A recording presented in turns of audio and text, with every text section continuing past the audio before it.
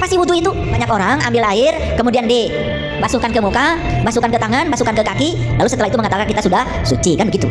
Apa betul setelah dibegitukan tadi itu badan saya suci? Air kencing masih di dalam, berak pun gak keluar semua, masih di dalam. Kita lupa bahwa sebetulnya yang ada di kantong kemih kita ribuan tetes. Harusnya kalau kolor kita yang ketetesan satu tetes dibuka dan ditaruh di pinggir masjid, harusnya kantung kemih pun minta dibuka dulu sama dokter. Taruh dengan yang mau disolatin, baru sholat, nyembahnya jadi lurus. Tapi kalau sudah salam, lihat orang nggak sholat mulai mengkritiki orang, bukan mikirin sholat saya dampaknya apa. Sakitnya sampai ke ubun-ubun tuh. Aduh.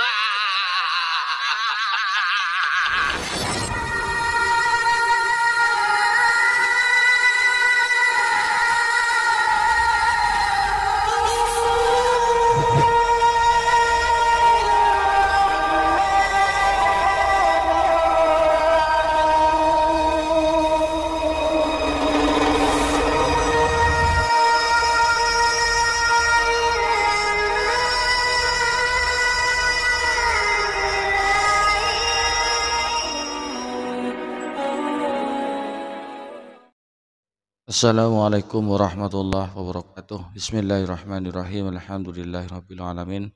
Nahmaduhu wa nasta'inuhu wa nastaghfiruh wa na'udzu billahi min syururi anfusina wa min sayyiati a'malina. May yahdihillahu fala mudilla lahu wa may yudlilhu fala hadiyalah. Asyhadu an la ilaha illallah wahdahu la syarika lah wa asyhadu anna Muhammadan abduhu wa rasuluh.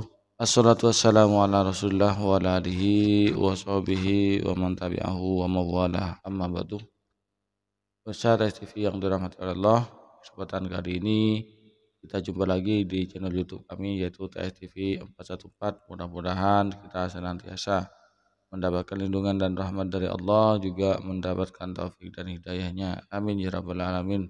Pemirsa, Bapak Ibu TV yang dirahmati oleh Allah, di kesempatan kali ini kami hadir kembali, dan kami di kesempatan ini akan kembali meluruskan atau membantah pemahaman-pemahaman, mematahkan pemahaman-pemahaman sesat dari Syekhul Karim. Di video ini, Syekhul Karim itu mempermasalahkan tentang wudhu dan sholatnya. Dia seakan-akan melecehkan wudhu umumnya umat Islam yang dia sebut sebagai wudhunya orang syariat, dan sholatnya ia disebut dengan sholatnya orang syariat. Sehingga seakan-akan melihat dari ekspresi dari Syekhul Karim ini kayak melecehkan sholat wudhu umat Islam pada umumnya, begitu pula dengan sholatnya. Tidak penasaran? Mari kita simak videonya. Kali ini Pak Syekhul Karim membahas tentang wudhu dan sholat. Mungkin sahabat netizen penasaran apa yang akan dia katakan? Mari kita simak bersama-sama dan tonton sampai habis ya. Kemudian jangan lupa untuk berikan komentar kalian di kolom komentar video ini. Apa sih wudhu itu? Jawabannya sama, seragam. Pasti bersuci, bukan? Pasti bersuci, bukan? Lah kenapa Anda mengatakan wudhu bersuci? Karena banyak orang ambil air, kemudian dibasuhkan ke muka, basuhkan ke tangan, basuhkan ke kaki, lalu setelah itu mengatakan kita sudah suci, kan begitu? Ada yang salah nggak di sana? Nggak salah, tetapi itu kebanyakan. Kalau orang yang sadar, dia akan tanya, apa betul setelah dibegitukan tadi itu badan saya suci? Air kencing masih di dalam, berak pun nggak keluar semua, masih di dalam.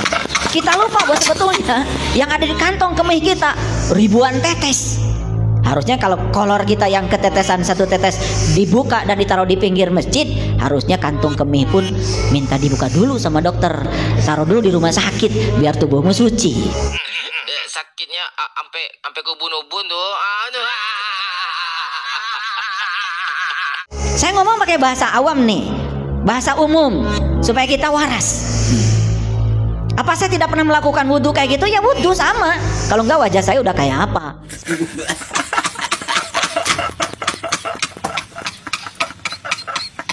Pak Syekhul Karim, Anda mengatakan demikian, itu berarti Anda melecehkan agama, melecehkan Al-Quran, melecehkan baginda Rasulullah SAW. Perintah wudhu itu ada dalam Al-Quran. Itu bukan perintah manusia, Pak. Wudhu itu ya perintahnya dalam Al-Quran, perintah langsung dari Allah dalam surat Al-Maidah ya, perintah tentang wudhu tersebut. Bismillahirrahmanirrahim.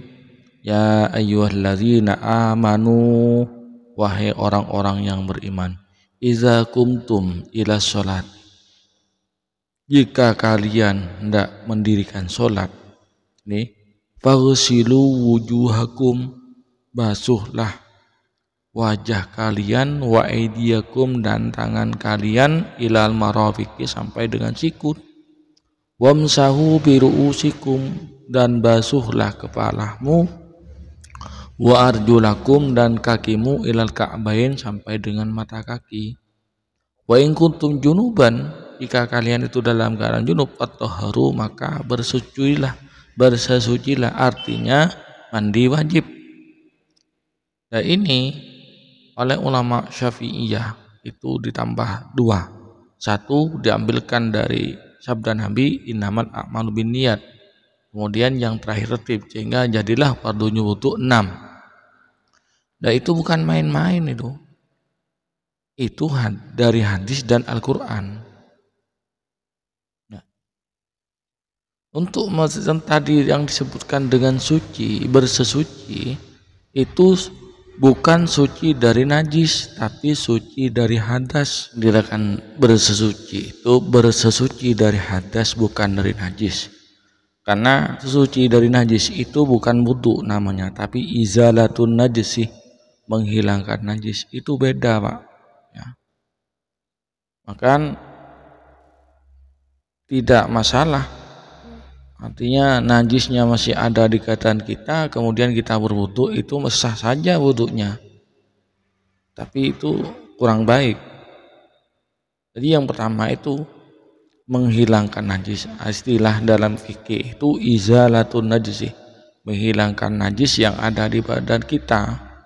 Kemudian kita bersesuci, berwudu itu, makanya dalam niatnya itu nawaitul wudu'a li raf'il hadasil asghari, untuk menghilangkan hadas, bukan menghilangkan najis. Sedangkan najis yang ada dalam tubuh kita selama tidak keluar dari badan kita itu masih tidak membatalkan wudu, tidak menghalangi sholat kita. Baru diperhitungkan najis tersebut kalau sudah keluar dari anggota badan, seperti itu.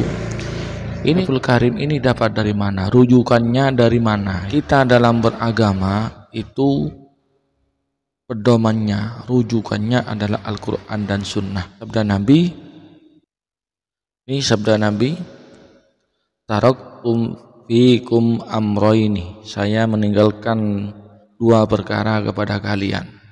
Dan tadillu, kalian tidak akan pernah sesat, ma tamassaktum bihima, selama kalian itu berpegang teguh dengan keduanya. Kedua perkara itu kitaballahi, ialah Al-Quran, kitab Allah, wa sunnata nabiyhi, dan sunnah nabiina, yakni hadis. Itu tentunya dengan pemahamannya para ulama, bukan dengan pemahamannya sendiri. Ya. Kitab-kitab Allah dan sunnah Rasulullah itu jalurnya dari Rasulullah, kemudian turun kepada sahabat, dari sahabat turun ke tabi', kemudian dari tabi' ke tabi'in, kemudian ke tabi'in, kemudian kepada ulama yang sekarang. Ya, ulama lah yang lebih mengerti dengan Al-Quran dan Sunnah. Allah dalam Al-Quran memerintahkan, was'alu ahla dzikri in kuntum la ta'lamun, bertanyalah kalian kepada orang yang mengerti jika kalian tidak mengetahui. Nah, ini Syekhul Karim ini, jangankan syariat Islam ya, perbedaan antara hamzah dengan ain saja tidak bisa. Seperti yang di video-video sebelumnya, Al-Qari'ah dengan Al-Qari'ah. Al-Qari'ah yang artinya itu kiamat diartikan pembaca perempuan, padahal itu ain. Sedangkan Al-Qari'ah yang bermakna membaca, Al-Qari'ah dengan hamzah. Kalau Al-Qari'ah itu kiamat, itu saja tidak ngerti, apalagi yang lain. Ini syariat oleh Syekhul Karim ini diacak-acak. Jadi wudhu itu sudah ada tuntunan dari Al-Quran. Perintah Allah sudah dalam Al-Quran. Dengan yang mau disolatin baru sholat, nyembahnya jadi lurus. Maka di Quran dikatakan fa'aqim wajhaka lidini hanifah, luruskan wajahmu kepada yang kamu sembah. Betul begitu. Boro-boro lurus, bolak belok. Tapi kalau sudah salam, lihat orang gak sholat mulai mengkritiki orang. Bukan mikirin sholat saya dampaknya apa, bukan mikirin sholat saya sudah sholat belum, terus saja menyerang pihak lain. Makanya kalau wudhu cuma sekedar begitu, apa kita akan sukses sholat? Enggak. Ketika kamu sholat tetap aja pikiranmu mikirin urusan kamu sendiri, mikirin cicilan, penting hilang. Dan lucunya habis sholat kita mengatakan sudah menyembah Tuhan, untung aja Tuhan diam. Itu namanya populer. Kemudian tentang sholat. Tentang sholat, memang kita itu harus khusyuk agar sholat kita itu ada nilainya. Itu syarat batiniyah. Perlu kita ketahui dulu, sholat itu menurut istilah fikih,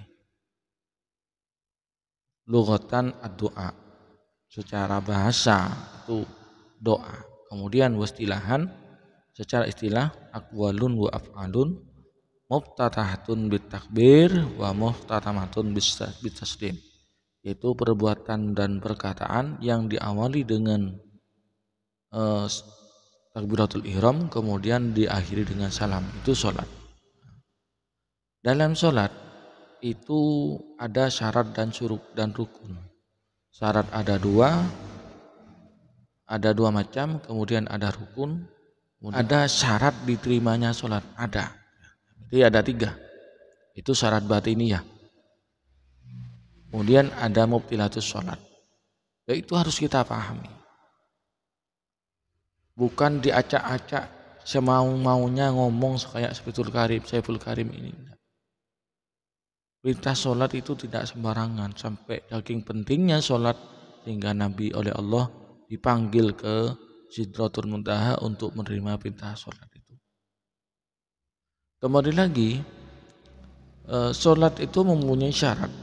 Syarat itu syarat sahnya sholat. Itu diantaranya harus suci dari hadas dan najis. Itu kembali lagi kepada wudhu tadi.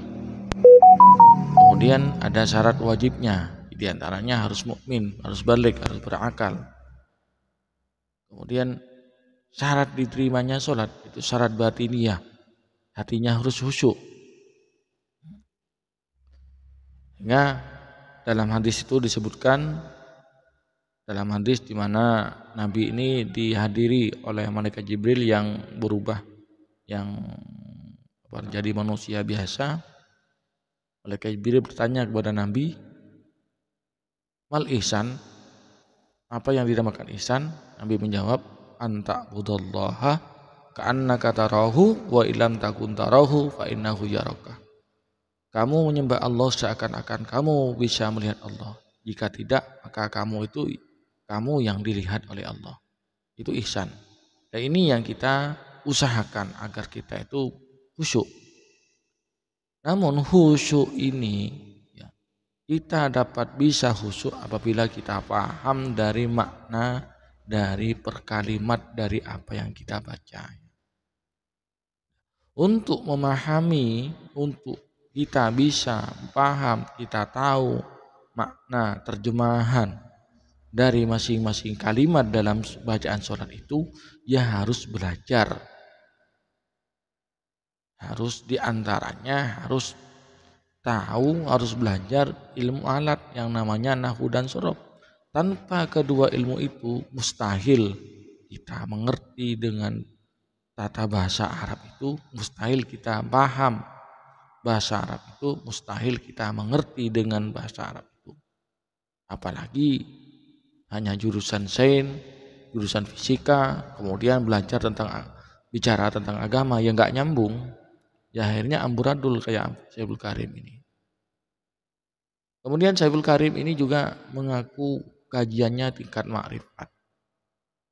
Kalau didengar, kayaknya wah, Artinya kajian tingkat tinggi yang tidak sembarang orang mengikuti. Ternyata isinya itu ecek-ecek. Apa yang dijelaskan itu ecek-ecek semuanya. Tidak ada yang menyentuh pada hakikat itu sendiri. Makanya ulama dalam kitab Kifayatul Adqiya itu mengatakan man tasyarra'ah wa lam yatahaqqaq faqad tafassak. Barang siapa yang bersyariat, mengamalkan syariat tanpa hakikat, ya, maka dia hanya menjadi orang fasik, ya. Bisa mengotak-ngatik, memanipulasi hukum dihilah, ya, semau-maunya. Begitu pula man tahaqqaqa wa lam yatasyarra' faqad tazandak. Barang siapa yang berhakikat, mengamalkan ilmu hakikat tanpa syariat, maka menjadi kafir zindik. Artinya menjadi orang sesat. Ya seperti Syekhul Karim ini. Nah, syariat, thariqah dan hakikoh itu satu kesatuan yang tidak bisa dipisah. Orang yang mengamalkan syariat tanpa hakikat yaitu sudah fasik. Begitu pula hakikat. Di orang yang mengamalkan hakikat pasti tetap syariatnya tambah bagus, tambah mapan dia mengamalkan syariatnya. Bukan dengan dia sudah mencapai tingkatan hakikat pas syariatnya ditinggalkan, itu tidak, itu salah, itu sesat. Jadi apa yang disampaikan Syekhul Karim itu ya tidak semuanya salah, tapi banyak salahnya, ya. Tidak semuanya salah tapi banyak salahnya, karena dasar background dia bukan seorang ustadz. Dia hanya seorang lulusan sarjana lulusan fisika dan sains, yang mana jurusannya bukan jurusan agama tapi nekat membahas tentang agama. Akhirnya ngelantur, ngawur, ngelindur.